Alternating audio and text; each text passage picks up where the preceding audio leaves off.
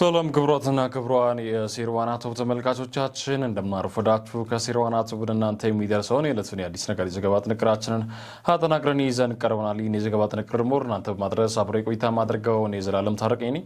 እናንተም ደግሞ እስከ ዘገባ ጥንቅር ፍጻሜያችን ድረስ አብራችሁን ከወዲህ ቆይታ እንድታደርጉ እያሳሰብኩ በስተመጀመሪያም የሀገር ውስጥ አበይት ነጥቦችን ማስደምጣቸው ይሆናል። ወደዛው አለፍኩኝ። ህወሓት ወታደራዊ ዝግጅት እያደረገ መሆኑ ታወቀ። የአዲስ አበባ ዋሽንግተን በረራ ተሰርዟልም። በኢትዮጵያ የማርበርግ ቫይረስ በሽታን ሙሉ በሙሉ መቆጣጠር መቻሉ ይፋ ተደርጓል። በአዲስ አበባ ሲቪል ምዝገባና የነዋሪነት አገልግሎት ኤጀንሲ 52 ሰራተኞች ላይ እርምጃ እንደወሰደ ገልጿል። እነዚህ አበይት ነጥቦቻችን ነበሩ። አሁን ደግሞ ወደ ትንታኔያዊ ዘገባዎች የምናልፍ ይሆናል። አብራችሁን ቆይታ አድርጉ። የህወሓት ቃል አቀባይ አቶ ገብረ ጻዲቅ ድርጅት ለማንኛውም ወታደራዊ ግዳጅ ዝግጁ መሆን በዋይን ሚዲያ በኩል ባስተላለፉት መግለጫ አስታወቁም። ቃል አቀባዩ በመግለጫቸው የህወሓት ትዕግስት ገደብ አለው፣ ወታደራዊ ኃይል በተጠንቀቅ ላይ ይገኛል በማለት ወቅታዊ የክልሉና የፌዴራል መንግስት ግንኙነት አስመልክቶ ንግግር አድርገዋል። አቶ ገብረ በመግለጫቸውም ትግራይ በፌዴራል መንግስት ውስጥ ያላትን ሚና በተመለከተ ቅሬታቸውን የገለጹ ሲሆን በትግራይና በፌዴራል መንግስቱ መካከል ያለው ውጥረት እየጨመረ መምጣቱንም ቆመዋል። አሁን ያለው ገደብ የሌለው ትዕግስት አይቀጥልም፣ ሁሉን አቀፍ ዝግጅት ተደርጓል ያሉት ቃል አቀባዩ የህዝብና የጦር ኃይል ለሚመጣው ማንኛውም ሁኔታ ዝግጁ እንዲሆን ጥሪ አቅርበዋል። ከኢትዮጵያ ለመገንጠል የቀረን የግዛት ማስመለስ ብቻ ነው፣ በኃይል መሬት ለማስመለስ ተዘጋጅተናል ሲሆን የተናገሩት ከኢትዮጵያ ጋር ምንም የሚያገናኘን ነገር የለም፣ የህዝቡ ማህበረሰባዊ ስሪት ተባጥሷል ብለዋል። በመግለጫቸው የሚያገናኘን ነገር የፕሪቶሪያ የሰላም ስምምነት ብቻና ብቻ እንደሆነም አክለው ገልጸው ስምምነቱ የማይተገበር ከሆነና ግዛታችን በሰላም የማይመለስ ከሆነ ትዕግስታችን እያለቀ ይገኛል ማለት ነው አቶ ገብረ መስቀል በመግለጫቸው በኩል ያስተላለፉትም።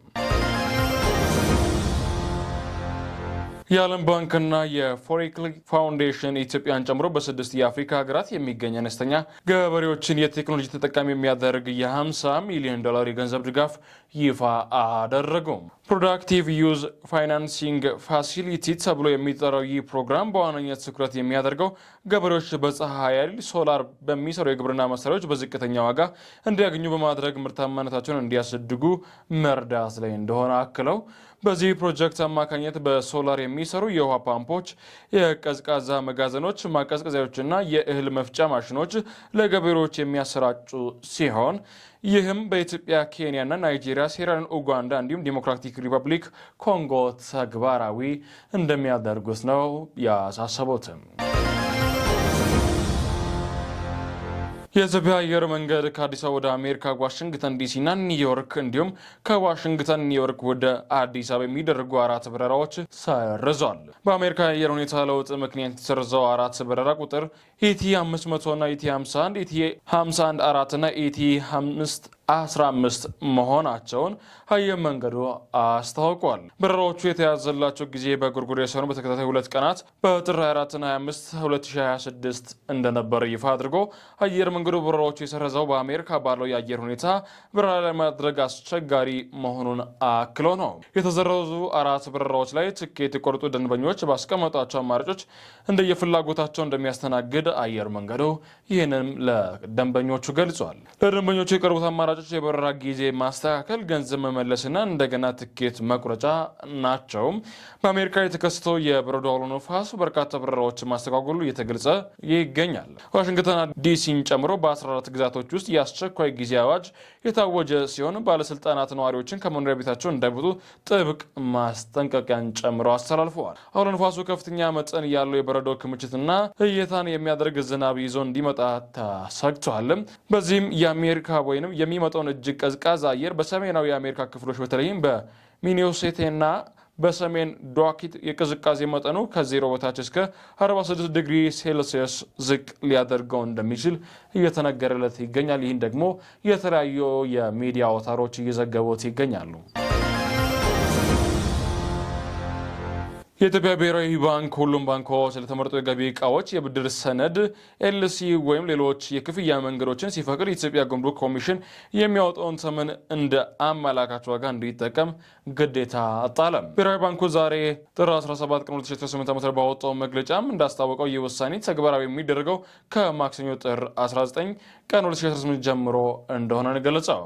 ባንኩ ውሳኔውን ያስተላልፈው በቅርቡ ባደረገው ክትትል ባንኮች ለብድር ሰነድ የሚጠበቅባቸው ዋጋዎች ከጉምሩክ ኮሚሽን የማጣቀሻ ዋጋዎች ጋር ሲነጻጸር ከፍተኛ ልዩነት እንዳላቸው ካረጋገጠ በኋላ ነው። ይህን ባንክ ስርዓቱን በጉምሩክ ኮሚሽን መካከል ያለው የዋጋ ልዩነት ለማስወገድ እና የውጭ ምንዛሬ መረጃዎችን ትክክለኛነት ለማረጋገጥ እንደሚረዳ ታምኖበታል። እንደሚታወሰው ብሔራዊ ባንክ በሐምሌ 2016 ዓ.ም ተግባራዊ ባደረገው የውጭ ምንዛሬ መመሪያ የአገሪቶች ምንዛሬ ተመን በየገበያው እንዲወሰን ማድረጉ ይታወቃል። በዚህም መሰረት ቅድሚያ ሲል የነበረው ዝቅተኛ የገቢ ዕቃዎች ዋጋ መመሪያ ሚኒመም ፕራይስ ዳይቨርሲቲ ተሰርዞ የገቢ ዕቃዎች ዋጋ ትክክለኛነት የማረጋገጥ ኃላፊነት ለባንኮች ተሰጥቶ ነበር። አዲስ መመሪያ ባንኮች የጉምሩክ ዋጋን እንደ ማጣቀሻ እንዲጠቀሙ በማድረግ በገበያ ውስጥ የሚታየውን የዋጋ አለመመጣጠን ለማስተካከል ያለመ መሆኑ ነው የታከለበት። በኢትዮጵያ ነጻ ፕሬስ ውስጥ ጉልህ ስፍራ የሚሰጠው ሪፖርተር ሚዲያ ኤደን ኮሚኒኬሽን ሴንተር 30ኛ ዓመት የምስረታ ክብረ በዓል ትላንት ሲያከብር ያስገነባውን የዋና መስሪያ ቤት ህንፃ አስመርቋል። 1988 በጋዜጣ አማራ አረጋውያን በአርቲስት አበበ ባልቻ የተመሰረተው ሪፖርት ባለፉት 3 አስርት ዓመታት ውስጥ በኢትዮጵያ ፖለቲካዊ፣ ማህበራዊ፣ ኢኮኖሚያዊ ጉዳዮች ላይ መረጃዎችን ለአንባቢዎች ሲያደርስ መቆየቱ ታውሶ ነጻ ፕሬስ፣ ነጻ ሀሳብ፣ ነጻ መንፈስ በሚል መሪ ቃል ያለበው ሚዲያ ባለፉት ዓመታት ከማስፈራሪያ እስከ ግድያ ሙከራ ጨምሮ በርካታ ችግሮችን ማለፉን አቶ አማረ ይናገራሉ። ስለ ህንፃው የተናገሩት የሚዲያው መስራችና ባለድርሻ አቶ አማረ አረጋዊ የራሱን ዋና መስሪያ ቤት ለመገንባት ከከተማ አስተዳደሩ ቢልጅ በገዛው ቦታ ላይ ዋና መስሪያ ቤቱን ለመገንባት ከባንኮች ብድር መጠየቁ ስላልተፈቀደለት ለመገንባት ችሏል። ከዚህም በኋላ ሪፖርቱ በራሱ ቢሮ ሆኖ ይሰራል ማለቱን ነው የገለጹት መስራች አማረ።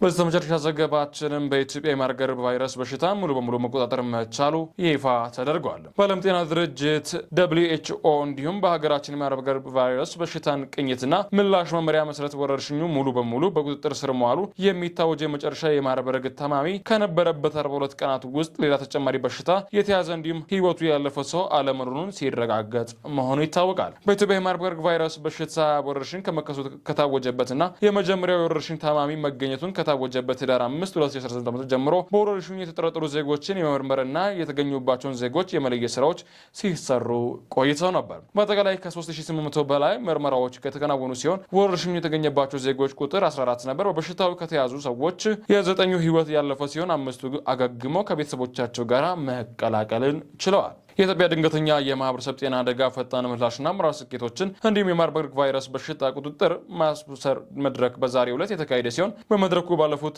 42 ቀናት ምንም አይነት የወረርሽኙ ተጠቂ አለመገኘቱ ተገልጿል። በተጨማሪም የመጨረሻው ታካሚ በላቦራቶሪ ሕክምና ነጻ ሆኖ ከተረጋገጠበት 42 ተከታታይ ቀናትም ምንም አይነት አዲስ ታካሚ ባለመመዝገቡ ወረርሽኙ በቁጥጥር ስር መዋሉን በይፋ በምናረጋግጥበት በዛሬ ቀን ላይ ደርሰናል ሲል አክለዋል። በአዲስ አበባ ሲቪል ምዝገባና የነዋሪነት አገልግሎት ኤጀንሲ 52 ሰራተኞች ላይ እርምጃ መውሰዱን ገልጿል።